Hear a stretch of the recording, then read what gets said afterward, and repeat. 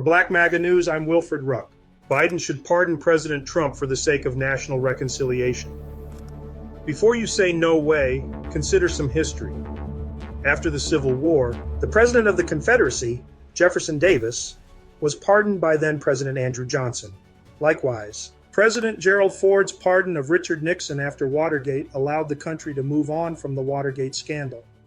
Look at the options, came back and said yes, and I decided that was the only way I could get rid of Mr. Nixon's problems that were taking 25% of my daily time, so I could spend 100% of my time on the problems of 230 million Americans. You never felt manipulated in that time? None whatsoever.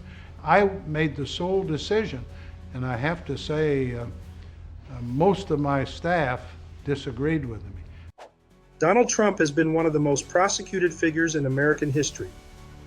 While he should not be compared to Jefferson Davis or Richard Nixon, Trump's legal entanglements have paralyzed the nation for almost 4 years, not to mention what went on during his presidency.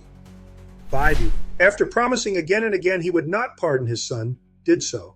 In fact, he gave him a blanket pardon that covered more than a decade of misdeeds, including unpaid taxes, drug use, and gun possession.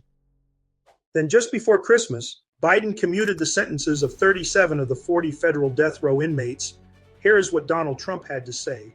Social post President-elect Trump wrote in part, "To the 37 most violent criminals who killed, raped, and plundered like virtually no one before them, but were just given, incredibly, a pardon by sleepy Joe Biden, I refuse to wish a Merry Christmas to those lucky souls, but instead will say, go to hell." Now, Joe Biden is considering preemptive pardons for people in his administration who went after Trump, whom he fears Trump will target. Surprisingly, some have already said they don't want to be preemptively pardoned because it would be a de facto admission that they committed a federal crime. Trump has already won or settled most of the cases against him. At this point, there's only one remaining, and he's going to take it all the way to the Supreme Court. He plans on pardoning those who marched in support of him on John 6th and were convicted of a crime. He called it a day of love and refers to them as hostages. Face it, despite everything everybody knows about him, Trump won the popular vote, all the swing states, again, the Electoral College, and thus the presidency. The people have spoken. Let bygones be bygones. Joe Biden, it won't wipe out all the bad decisions you've made, but you still can do one good thing for your tattered legacy. Pardon Donald Trump. For Black MAGA News, I'm Wilfred Ruck.